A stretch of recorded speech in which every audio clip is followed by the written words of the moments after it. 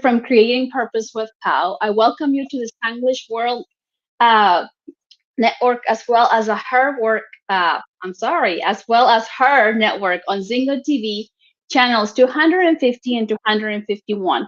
Please remember to download the Zingo TV app on the respective app stores, iOS and Android devices.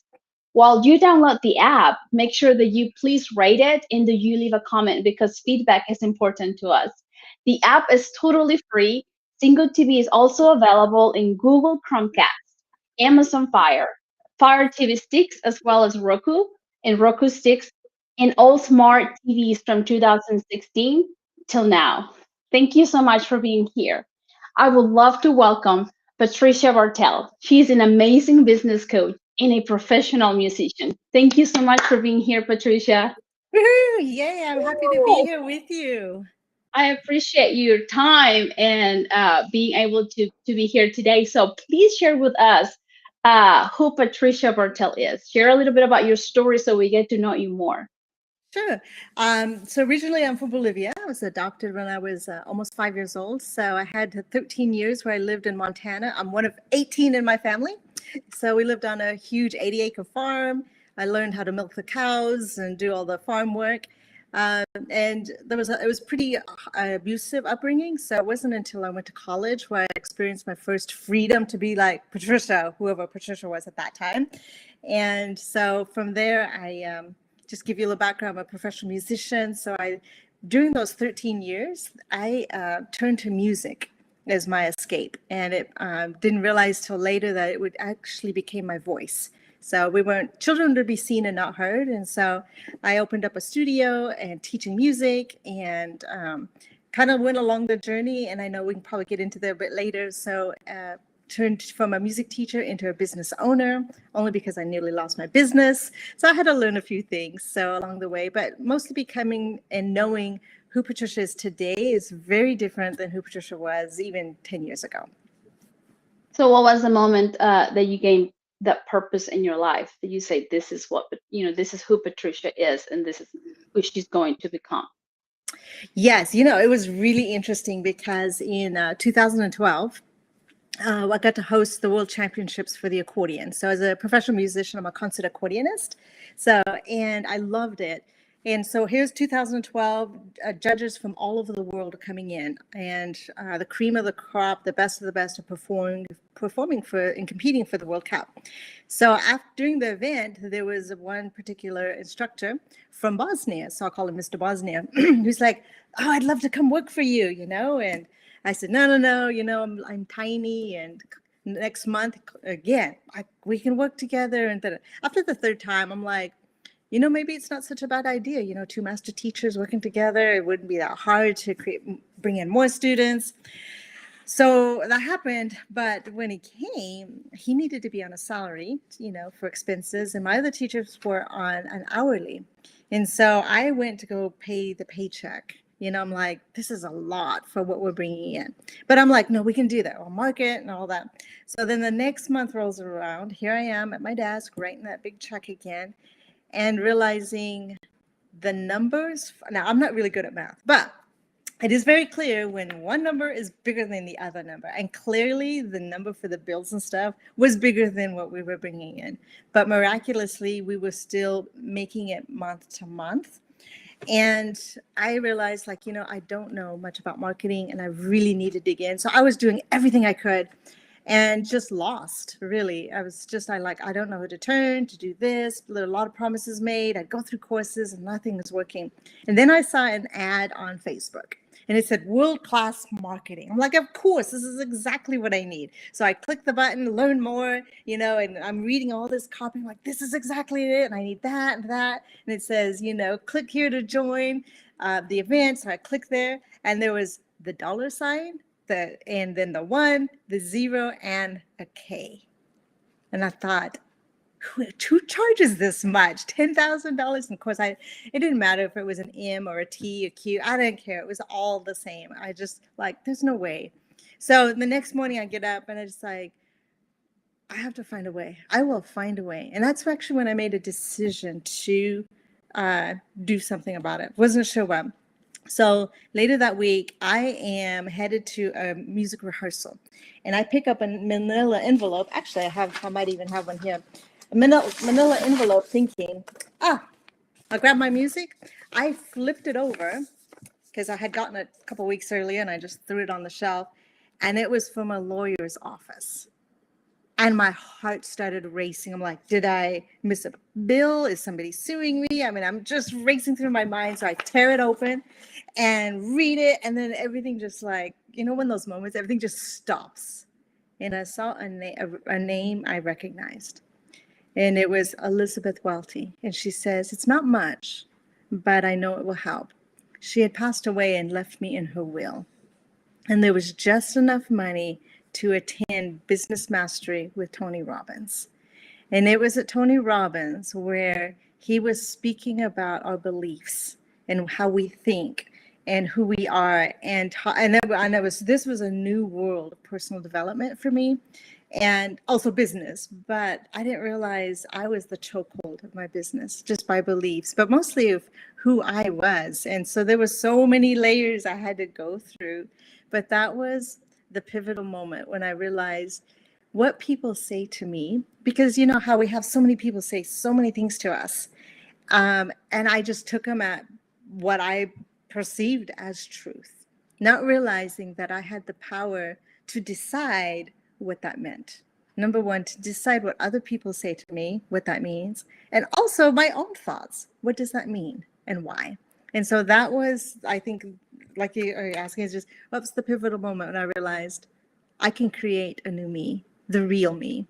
And, so much of the things that we have in our mind, we could become a prison of our own thoughts. Yes. I'm going to make a pause right now for everybody, for all of us to understand who Patricia was before she went to this event. She said, what I heard is like you would say, oh, everything's going to be okay, even though you knew you had to come up with a certain amount of money each month to pay your teachers, to pay your rent bill and all those utilities and everything, right? Mhm. So sometimes we get into that mindset where it's like, yeah, everything's gonna be okay, everything's gonna be okay. But if we don't do anything about it, it's on us.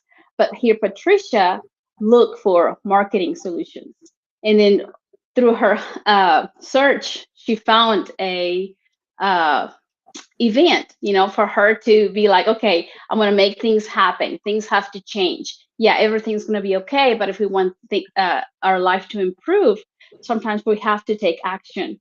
So, with you taking action and being able to pay, thanks to a blessing in the sky, that you got the mail, right? You got Mhm. a check, and it was a blessing for you in being able to afford to go to the event. But you took action. That's what I wanted to bring to everybody's attention, that sometimes we live life, oh, everything's going to be okay. Everything's going to be okay. But we don't take control of our life. And you did, like at that time, I feel like you did.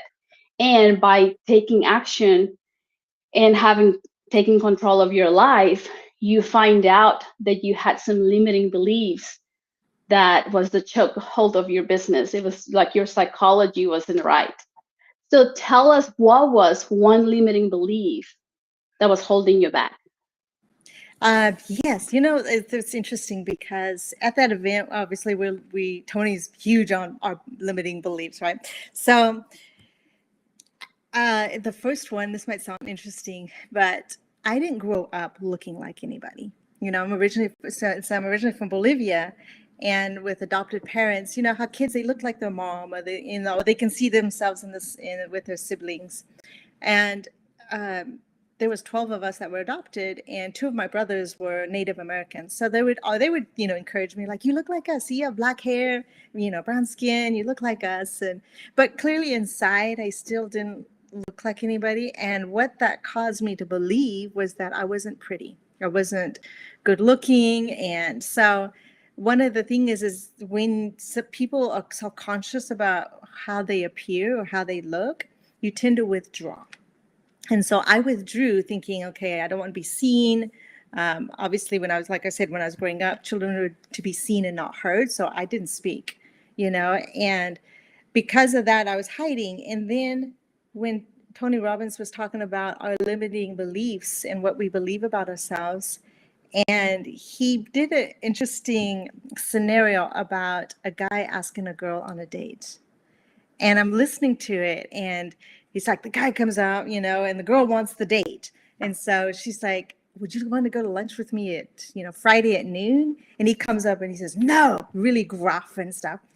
And I was like, and he's asked, so how would you respond? And I'm like, clearly he's made his point clear. He's like, he does not want. And the girl had the same opinion. And it was brought to us like, that is our perception. And then another girl says, oh, well, what about Saturday at noon? And he said, yes. And it was a moment for me to realize, you know what? The way I believe about myself, I don't show up fully because I'm so intimidated by what other people are thinking about me. And you know what? They may not, whether they are or not, most likely they're probably not. We create all these scenarios. And so that was one of my limiting beliefs, was not thinking I was good enough, or I even looked good enough, or my voice, or how I would speak, because Spanish was my first language, even though I only speak enough to get myself in trouble now. But I would twist words. I'm like, I'm not a good speaker, so I can't do that. And I just began to realize that I can change every single thought. And so I welcomed every day, every negative thought, like you can't do this, or who are you, or this. I'm like, oh, cool. So let me think about it and get a hold of it, because I knew I could change it, because it was one truth, which was actually a lie. And I could just like, is that really true? And what if it wasn't? And what could it mean? And that was a big shift for me. So I would lay in bed in the morning, and then like, any thoughts? Am I thinking anything negative? And to the point I was like, okay, I guess, I would just go along my day, because I learned to create the world I live. And all that starts with, how we think. Yes. And now I love that you mentioned that, because if we would walk around our life thinking that everybody loves us, that everybody likes us, our lives would be totally differently, because we would not have Absolutely. that fear of like rejection, the fear of not being good enough, the fear, like we Mhm. don't speak clearly enough for everybody to like us or to accept us. So Right. I think we all suffer, because I'm an immigrant.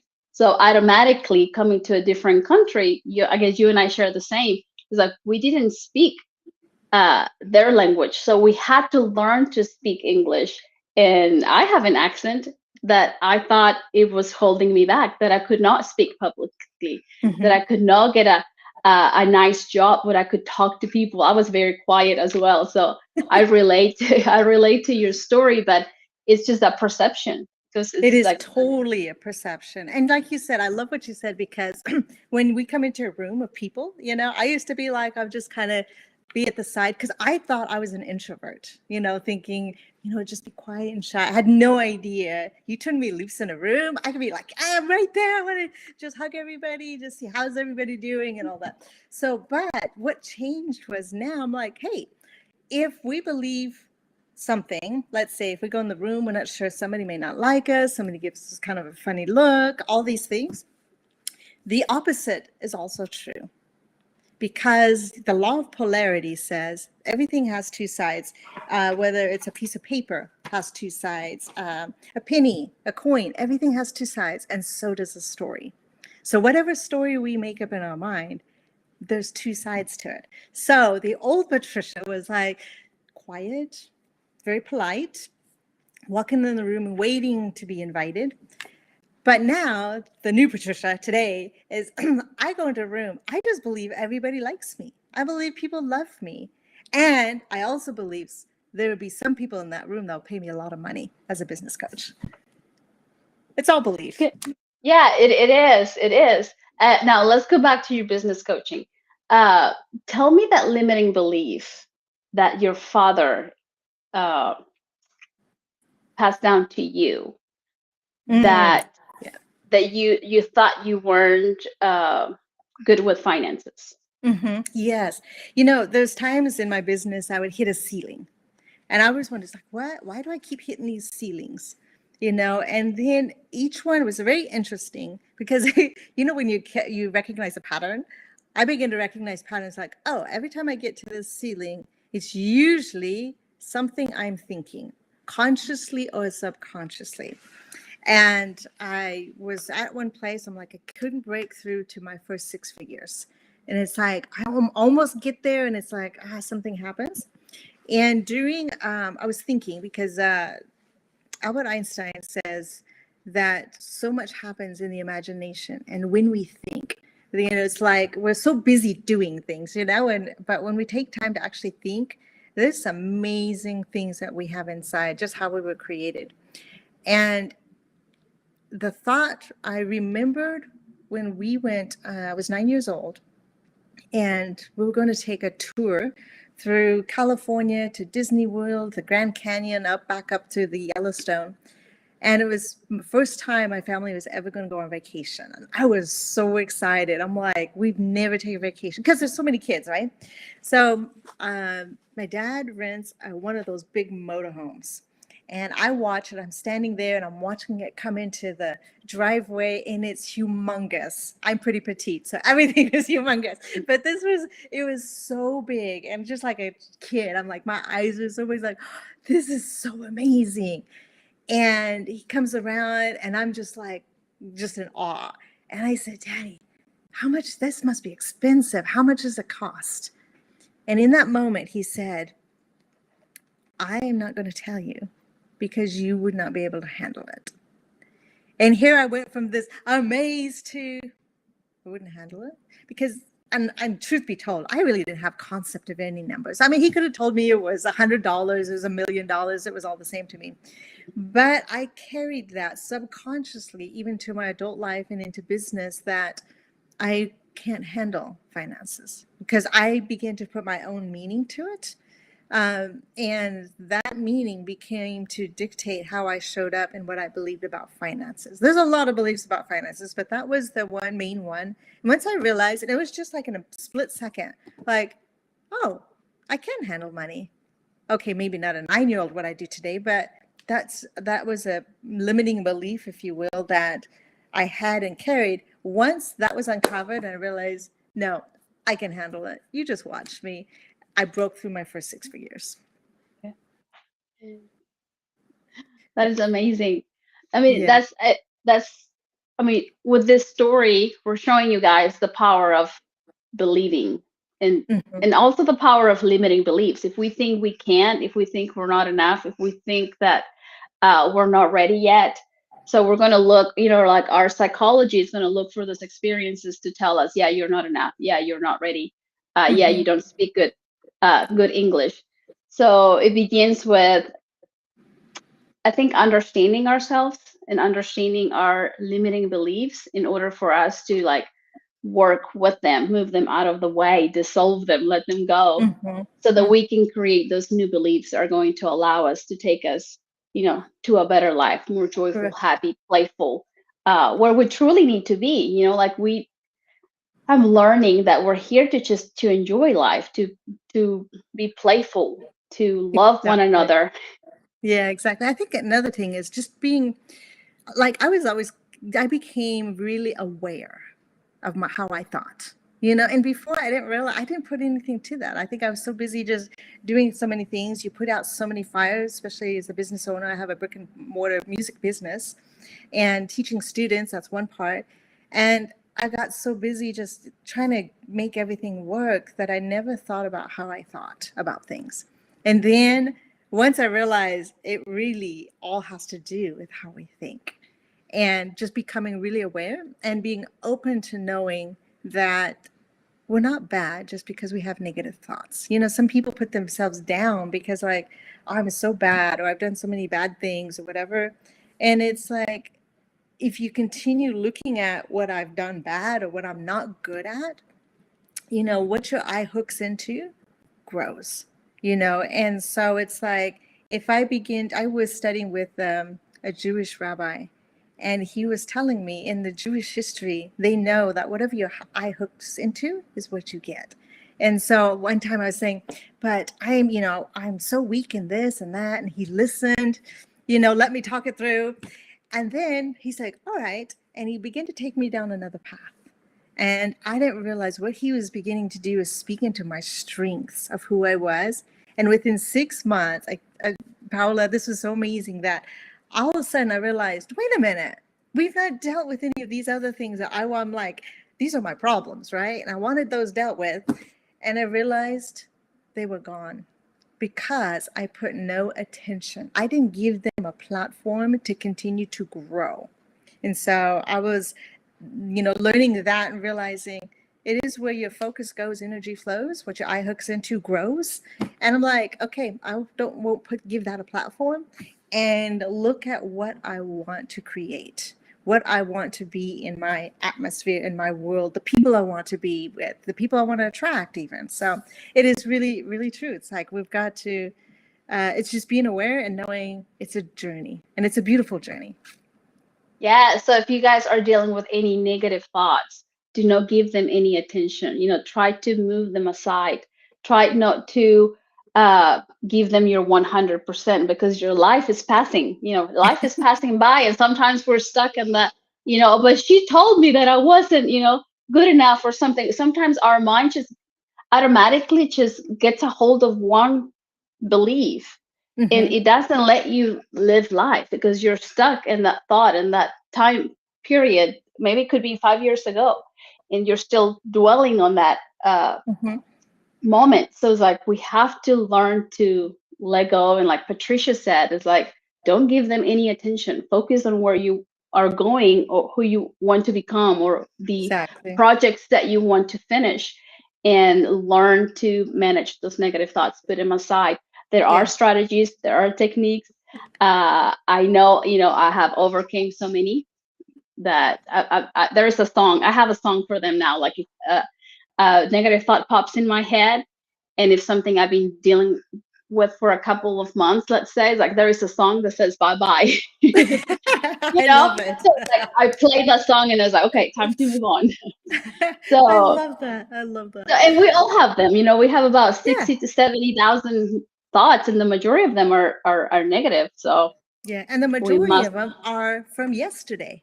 And so because if there's we wake up thinking about all the things we have to do, what happened yesterday, we're really reliving our past into our future. And so that's where to me, I was like, if I want new things to happen, I need to create some new things. What do I want? You and I have a same, one of our people we look up to and mentor is Joseph McClendon. And I love how he says, the first question is, what do you want? And nobody ever asked me that growing up. What do you want? I was told what I wanted. I was told what I should have.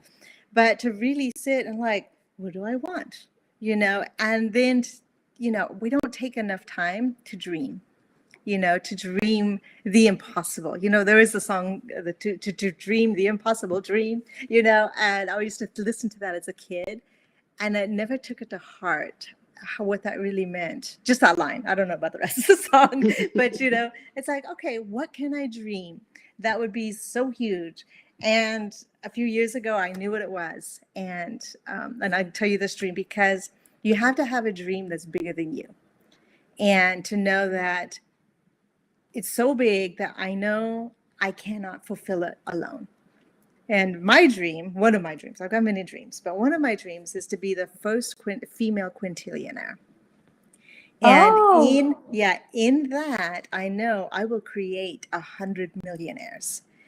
So all the immersion into business that I've done in especially the last 5 years, just deep immersion with some of the best teachers and mentors I have. This will be easy. Because, whatever you tell the brain, if this is simple, this is easy, this is fun, you can break through anything. And I'm like, yep, this is what I'm going to do, because I didn't learn all of this business, how to, make multiple six figures into the millions just for Patricia. I'm like, I have a dream to not only build business schools and orphanages, even in Bolivia, my own country, but also to create other millionaires. So the impact just keeps going. So anyway, just bouncing off of what your statement there was. I'm glad you're sharing it with us. Yes, because you're sharing it with love. you have a goal bigger than yourself, like you said, and Mhm. you're not going to get there alone. Yeah. uh, and at the same time, you're going to help a lot of people through the path, and you have already a reason why, like you have who you are. I mean, you already planned who you're going to help. Orphanages, you said you're going to open up Mhm. orphanages and schools. So that's amazing. That's amazing. You're such an example to a lot of us. So I so appreciate you being here today. So share with us, what has been your biggest challenges through life? Challenges in life. I think goes along to the earlier statement of who I was, because I allowed people to tell me who I was. Not so much that they said, this is who you are, but you know how the feelings that people make you feel like you're smaller than, you're never going to make it. I was like the black sheep of the family because apparently I would cause a lot of trouble or problems. And there were things that did happen, yes, that came through me. And one of them was I had contracted polio when I was 10 months old and a severe case of tonsillitis. So I used crutches and a brace for mobility. And I learned that I had a primary question that I always asked. And the question became, what's wrong with me? And whenever we have a question, I'm sorry, whenever we have a question, the brain always brings to our table why that question is true, and supporting evidence, correct? So I'm like, what's wrong with me? Well, it must be because of this and this and this. So, and what happens is if you don't ask an empowering question, you get put into this downward spiral. And not only, when you're petite and you're on crutches, and kids and whoever, they're always questions like, oh, what's wrong with you? Enforcing my question, what's wrong with me? I'm like, well, isn't it obvious what's wrong with me? But I didn't realize that not only they were looking external, and I knew what they meant, but because it was a trigger for me in my internal question of what's wrong with me. And when I was dealing with some of these limiting beliefs, again, I was at another event, and we were told, write down your limiting beliefs. And by this time, I had worked on a lot of them. So I'm like, okay, now I'm really trying to figure out what is any other beliefs that I have I need to work on. So I do 3, just kind of general.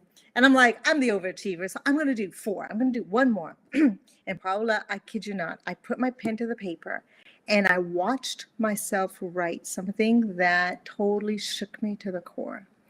And I was writing, the belief was that you're not good enough to be loved. And I realized, like, you know what? It just gripped me because being adopted, my belief was that my biological parents didn't want me, and that whole story. And then my upbringing told me that I wasn't good enough to be loved. And throughout life, it's like, so all these things I've held because I didn't believe I was good enough to be loved. And once I realized that, you know what? How can I change this belief? And how I changed it was the story I began to tell who Patricia was and what the meaning was. And so I learned that my beginnings of my childhood, I was told that my biological mother didn't want me, so she gave me to my dad. My dad couldn't take care of me, so he gave me to my aunt. And my aunt, I became really sick, and so they took me to the orphanage, and that's where I stayed. So, and all this, and then through, growing up, I remember sitting with my adopted mother and my 2 brothers, and my brothers are sitting there and they said, Mom, we love you. Or we called her Mama. Mama, we love you. And I chimed in. I said, I love you too. And she says, I don't believe you. And I was just crushed. I'm like, no, so the whole idea of love for me was very distorted. And so now I'm like thinking about, you're not good enough to be loved. And I realized the meanings we put to things completely changes. So I thought, okay, what am I going to do? Because it's one thing to have a belief, one thing like, okay, what am I going to focus on, what meaning to it? And so I looked at it to see, what could it mean? Why am I not good enough to be loved? And it's like, that's not a good question, but a better question is why am I so good? to be loved? What are the things that I can love about me? What are the things that I love about myself? Because you and I know where there's plenty of things that we know, like, I don't like this about myself, or people are like, I don't like that about myself. But to really learn to love who I was that moment to know you can't give away what you don't have. And if you can't have that love for yourself, how can you give it to the full extent to others? To be really true and real and authentic. And so that was, I think, one of the challenges that I grew up thinking I wasn't good enough to be loved, in that perspective. And instead of the question of what's wrong with me, I could totally change that question to how can I use this moment even greater to be the leader I'm called to be? And that's a different question, like, what's wrong with me? And I love how we can take all those, and I learned it through Tony Robbins, how you can take those questions that are not empowering to scramble them, like, yeah, what's wrong with me? What's wrong with me? So, and it becomes a game, but truly it started shifting my identity. And I'm a woman of faith. So I just also knew, and even in church, it's like, well, God loves you. God loves you. I'm like, it seemed like words, pastors would pat me on the back. Oh, I love you. And, and because love was so foreign to me, I'm like, that's fake. I could tell when it was fake and when it was real. It also became my downfall for a little bit, but then I realized until, I'll tell you a quick story here with I live with another mother, and it was the mother that I always wanted, but I didn't know. And she was a student of mine, but before she became a student, she was at this store buying records. And she's pulling out records, and she got a record with the gospel songs, and listening to it. And it had an accordion in it. And she just felt like us listening, like, I should learn to play the accordion. She just felt like she was supposed to. Now, accordion was not in her family, right?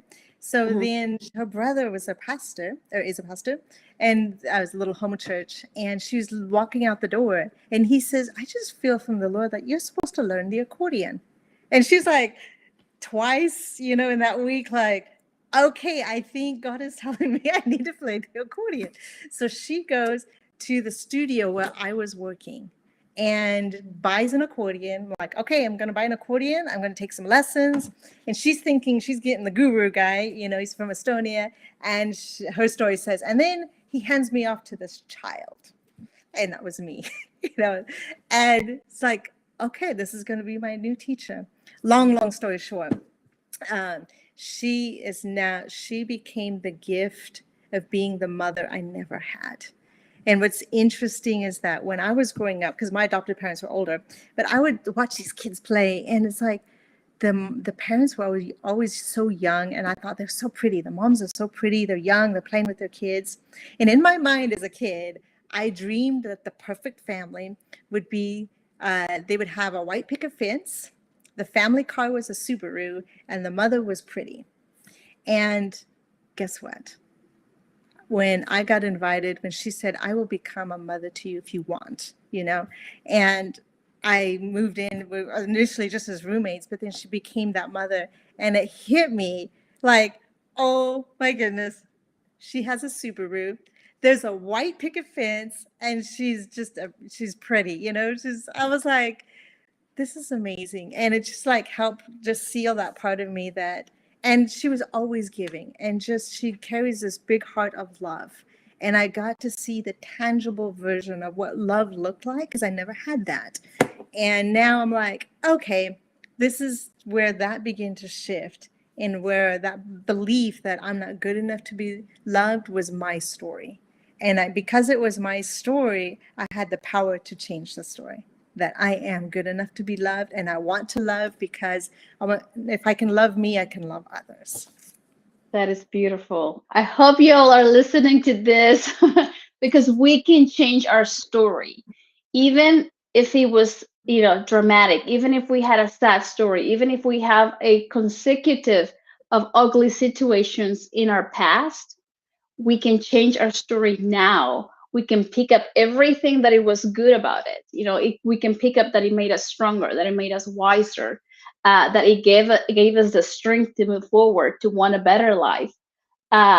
we don't have to live in our past because we would be miserable. We would create our own misery if we live in our past and we are only giving attention to those ugly situations, sad and unfair, unjust situations that we lived.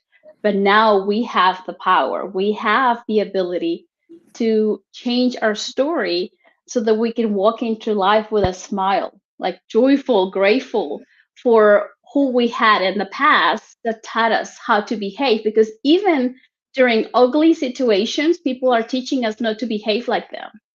So it was the learning moment back, in your past, but now we have the ability to create a new story for a brighter future. So thank you for sharing your story, being vulnerable and teaching us that you had a limiting belief that you thought you weren't lovable, but you are lovable. Because I know I saw you this last weekend. It's like huge smile, lots of radiance of love within you. Now I'm curious about music. You said music is your passion, but growing up, like how do you who gave you the instrument or who taught you how to play music? Hmm. Yes. So in the family that I was raised, it's like everybody played something. The piano, the singing. Piano was the most popular one, but my brother played the accordion, and so I think I was 8 years old, and he was 10, and so I thought the accordion was so cool. It was just the sound of it, and so I asked my friends, "Can I play the accordion?" And they're like, "No, you're just trying to copy your brother, so you start the piano." So much to my disappointment, I began the piano. So I'm like, okay, but I was a quick learner. So I was like and often I was like, can I do the accordion now? Can I do the accordion? And they saw my progress was so quickly. And they're like, okay, because I was pretty relentless, like, can I do the accordion? And so I caught up to where my brother was, and we took lessons from a gal named Ruth Gilfillan. And I always love her. So grateful she was my first teacher, because teachers make the whole world of whether a child will love or hate whatever subject it is, right? So I didn't realize until now, looking back, she wasn't really advanced musically as far as notes and rhythms. And she was very open about that. But the one thing that she instilled in me, she says, have fun with your music, and we'll have the beat. And so I grew up playing dance music, old time music, and finally then I got into the classical world of music a bit, and went to a different teacher because Ruth said, you've surpassed me. I had really nimble fingers. So I went to another teacher, studied with him a little bit, and then it came to going to college. Now, I didn't want to go to college because I'm like, this is my own story. It's just like, I'm playing at these farmer markets. People are putting money in my case. Like, I'm making money. This is fine. I can do this the rest of my life. I don't want to go to college. But it was made clear that you're going to go to college. And so I applied to different schools, and Whitworth University, I applied there, and they initially said no. But then I got a call and they said, tell you what, why don't you find a teacher? If you know of a teacher that can teach at a collegiate level, we will consider it. And I'm like, well, I compete in Canada, this competition. And there was a guy there that his teacher, he and I were always neck and neck. And I knew technically he was very good. So I said, I know his teacher, and his teacher is in Spokane near Whitworth. So they called him, hired him, but they first had to do an audition of me. So I went in with my accordion, played a classical piece, and usually people think of the accordion as this polka box, or the grandfathers play or whatever. It's in the squeeze box. But I grew up with all variety of music. But the number one thing was I had fun with it. So I went into school and they listened to it and they're like, okay, we'll give you 2 years. If you can prove to us that the accordion can be a viable, concert instrument, we will consider it. So teacher was hired. I made it into Whitworth. And it was really, really interesting that, because I came from such a large family, I had to pay my way through college. And so I got a little job working at the aquatic center there. But the months that I needed money, like whether it was for laundry or extra, the phone would ring Patricia, can you play at this wedding? Can you play for this and that? And it was just miraculously how that all worked together, because the accordion became that vehicle of when I needed something. It's like it was things were provided for us. So for that, an instance.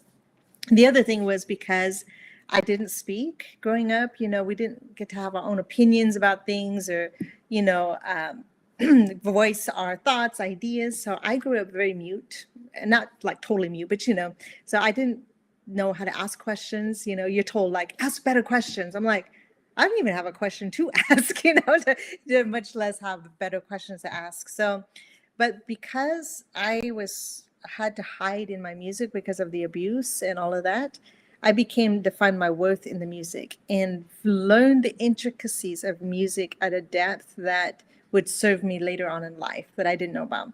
So here I am thinking, just playing the accordion and going to college, and I really loved the instrument. I had a teacher there that made music, my piano teacher, Dr. Shefflin, she played 8 notes on piano. And I was like, what did you do? And she said, I do this. I'm like, you didn't just do that. You did something else. And it was just the musical parts that she brought out. And I was at a jury where I had to play a Mozart piece on the piano. And because I took piano and accordion in college. And the judges were always saying, every person that went up there, I watched them, and they would say, you did this great, and you need to work on this, So send them away on something to work. I get there, I play my Mozart piece, waiting for like, okay, great. They tell me the great things. And I love to hear the things I need to work on, because that's how you become better.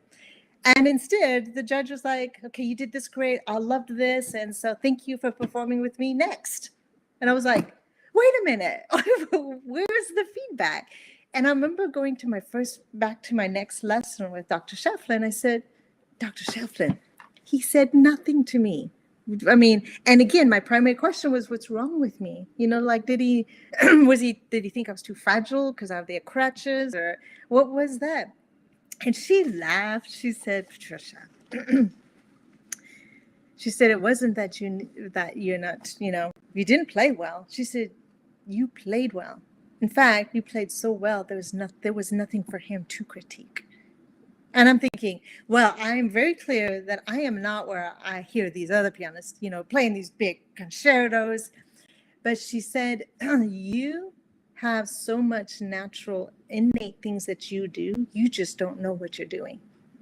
And I'm like, okay, well, how do I know what I'm doing so I do it better? Well, then after college, I met another teacher who, this was a big turning point for me in my musical career. Her name is Kendall Feeney, and she's passed from us now due to cancer.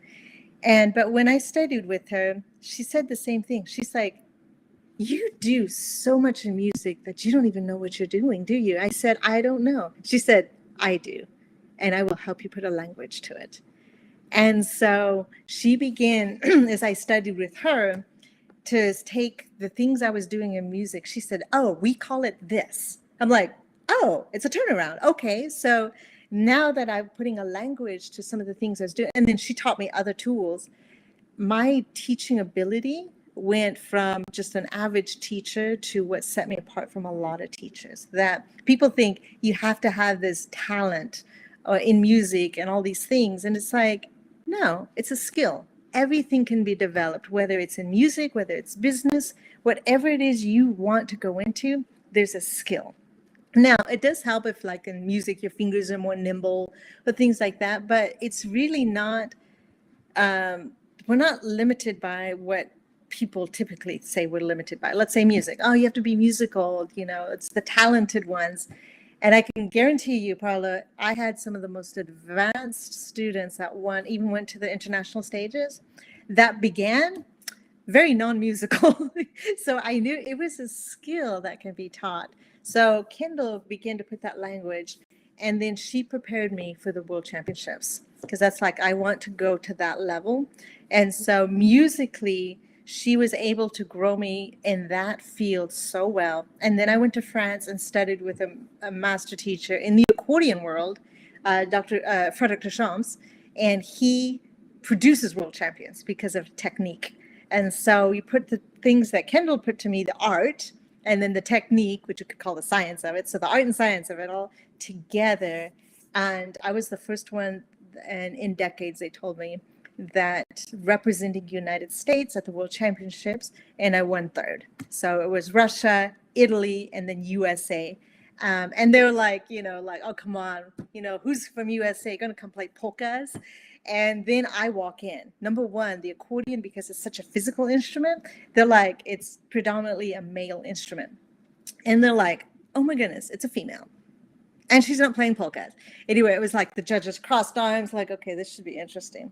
But I played music that was not just from US. I put it all together as a repertoire with the help of Frederick Deschamps and with Kindle's, hearing all that together. And the thing that changed it for me was that Kendall believed in me. She said, you've got what it takes. And sometimes you just need that one person to come and say, you have what it takes. And because I didn't want to let it, I'm like, okay, she says I do, I must. And so sometimes when you doubt yourself, borrow somebody else's belief. And you can then go, there's nothing that could ever stop you, until, and allowing their belief, borrowing their belief in you to do the thing until you become, you develop that belief inside of you to do the thing you want to do. And that's what Kendall did for me. And now I have that same thing in the business world with Dan Locke, who believed in me to say, okay, I think you can do this in business and this. Now, Dan has 9 million followers in the business world, has acquisitions in businesses, 100 millions. I mean, he's like killing it in that world. But for him to turn to me and saying, and nominating me for one of his biggest programs, that I'm like, wow. So just an example of, you can, do whatever you want. But if you don't believe you can, just borrow somebody else's belief, just like Kendall did for me. That is beautiful what you share. Thank you for sharing that. First of all, I want to say two things that you share that I want to emphasize for our audience. The first one is like, you can add and gain any skill you want to. It doesn't mean that you have to be born with that talent.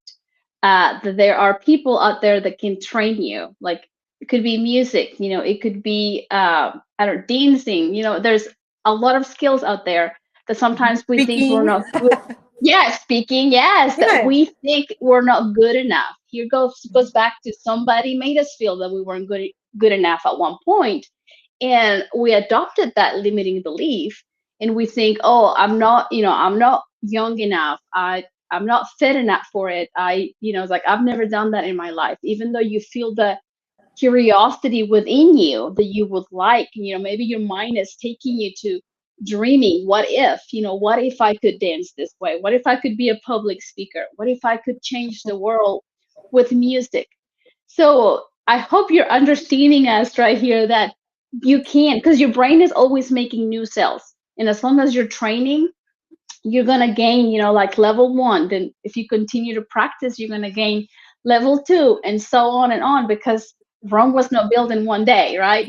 So we have to start from the foundation. And if you need to borrow somebody else's belief, do it, because somebody has walked that path already for you, and for me, and for Patricia. Somebody has walked the path already, and all we have to do is, like, if they did it, it's like, I'm human too, so I'm capable of doing it. But we have to have the will and the power to say, okay, I'm going to start today. Even if it's losing weight, if you see a person that is thin, that is the same age, same gender, it's because it's possible. But we just have to, change sometimes our mindset to, like, okay, I choose to do it, and I'm going to borrow somebody else's belief. Now, thank you so much for sharing that. Now, I've heard you said that because of music and learning how to tangle music, that helped you to become a really good business coach, understanding how money works. Uh, could you share with us, uh, how can we change that limiting belief? Because sometimes we think that money is bad. We think, we've grown up and we've heard stories that people that have money are rude, people that have money do evil things. And I'm one of them, because I grew up hearing stories and reading stories. So before we go, we have about 5 minutes left. Could you just share with us a little bit of how we can begin to change the mindset of how we can benefit our life and other people's life if we learn to multiply our money? hmm Yes, absolutely. So that is money is actually one of my favorite topics now because of the limiting beliefs I used to have. Because it's like, as a music teacher, I was like, we want to serve as many people as we want. And then I had students that couldn't always afford my prices. And it's like, oh, I should just give it away and this and that. But really what it came down to in that perspective, because I nearly lost, when I was telling you, I nearly lost my business and trying to make everything work together and realizing that I didn't value money. I didn't, it was kind of, it wasn't, it was, yeah, like bad things. Like I felt guilty for charging. And then what I learned when I went to business mastery and I learned like, oh, I'm the chokehold number one. Second of all, I needed to raise my prices. I'm like, I can't raise my prices because if I raise my prices, I'm for sure going to lose all my students. But it took me 9 months because I was so like, oh, I don't want to do this to them. I just wanted to help people. So I took the leap and I'm like, okay, starting September, new prices are coming out. And it's just like this whole hold on my heart of like, oh, am I doing these bad things, with money and I'm going to lose these students. And so that September came, raised my prices. Some of my students said, we were wondering when you were finally going to raise your prices. I'm like, are you kidding me? What? They're like, yeah, we can pay this. And then the ones that were struggling, they're like, we'll make it work because we want to stay with you. And you know what happened, Paula? That when I raised my prices, people began to value their time with us. Because it was like, oh, sorry, we forgot about the lesson. Can you refund us? Or, oh, I booked my hair appointment on that day. I forgot. Or it's like, oh, yeah, we didn't practice this week. We just, whatever. When I raised my prices, people showed up. People that pay attention. And so all of a sudden, because especially any skill, whether it's business, speaking, music, the more consistent you can be with it, the better you're going to get. And so I realized that I actually gave my students a gift by raising my prices because then they stepped up to the plate and they started producing. They started showing up for their lessons. They made sure that nothing came in the way of their lesson time with us. And so that was one of the first things I learned, that money, when you're selling, it's serving. If I hadn't done that, how many more kids or students would have not showed up and realized, as for some, that was part of their dream, wouldn't have taken it. And so I was the first boom that I was like, wow, okay, so selling is serving. So I got that part. And then it became I have, as probably some of you guys listening, is like sometimes people with a lot of money are rude. And I was like, yeah, I don't want to be like that person or that organization because it's just the rude people. But somebody's told me, they're like, if you judge people, with my perception of like, oh, they're rude. And in my mind, I had put everybody in that category that makes money. But I'm like, the people I love, like say Tony Robbins, Joseph McClendon, all these others, they're not that way. Dan Locke, they're not that way. So it's not everybody. So I had put kind of the whole scene, like, I'm like, but because you have to be true to your identity and who you are, if you think that's bad, then what does that put me that's trying to make a lot of money? I'm like, I don't want to be that bad person. So therefore, I'm not going to be the bad person. So therefore, the link in that is making a lot of money. So I'm like, nope, not going there. That is not going to be a belief, that you can have a lot of money to serve. Yes, it'll buy you many things, and money, the other thing, Paolo, was that people think money is hard to get. There it Yes, is. and we're almost out of time. I'm gonna post this on our social media. This is for Patricia. Is a free ebook, right? Yes, yes. Yes. So I'm gonna put it there. We run out of time. We have to invite her again. But thank you so much for being here. Thank you everybody that is here. This show can also be heard on Spanglish Radio Network. Please go to spanglishworld.ca for all the news and programming. Spanglish World, watch it, hear it, read it, download it, live it. Thank you so much for everybody that is here listening to Patricia and I today. I hope you found an aha moment, something that you can implement into your life. to create a brighter future. Blessings to you all. Thank you, Patricia. High five. Thank you, Paula. Yes, high five. Yay!